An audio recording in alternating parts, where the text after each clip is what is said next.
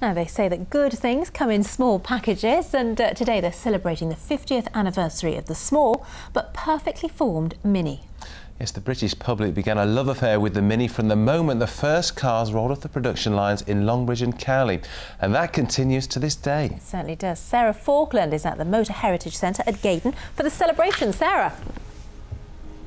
Yeah, it's something of a party here, Suzanne. It is, of course, classic, very British and very Mini. So what would you have at its party? Mini fish and chips, of course. This is in fact the winner of the 1965 Monte Carlo. Of course, Mini won 3 times. Over here, some of the boys who actually helped build the Monte Carlo Rally Minis. What do you say today on the 50th birthday, boys? Happy birthday! 59ers, as they were known, were the first Minis to hit Britain's streets. What they didn't know back then was that many of them had their floors welded the wrong way round. Because the summer was so dry, there weren't complaints from owners about wet feet until well into the autumn of that year. But teething troubles aside, there was no stopping the mighty Mini.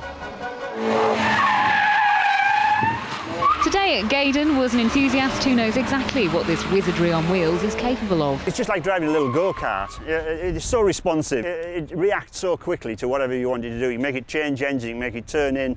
It's just the precision that you're allowed to achieve with the Mini that makes it outstanding. The exhibition here is a little like the Mini itself. It has a TARDIS-like quality. It feels bigger and better than it looks. And it's surprising what you'll learn.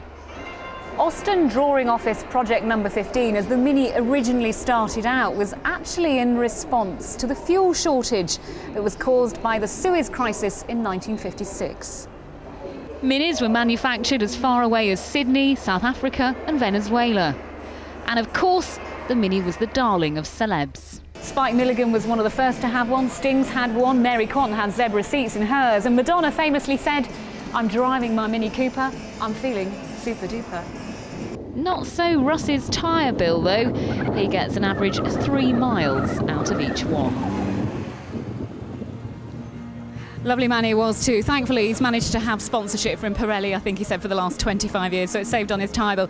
And incidentally, rumour has it that Russ actually stands in as the Stig. All you Top Gear fans out there will know what I'm talking about.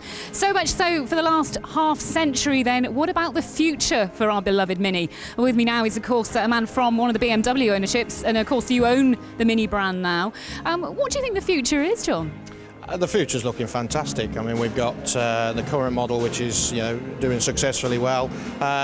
We've got a new SUV planned for next year. The following year after that, there's going to be a fantastic new little coupe model. So looking superb.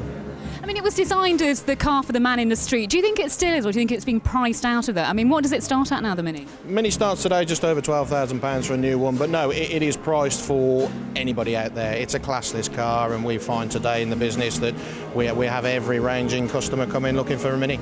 Did you learn to drive in one? I did, actually, yes, yeah, I did. Me too, and I wonder how many people sat at home are saying yes to that very same question.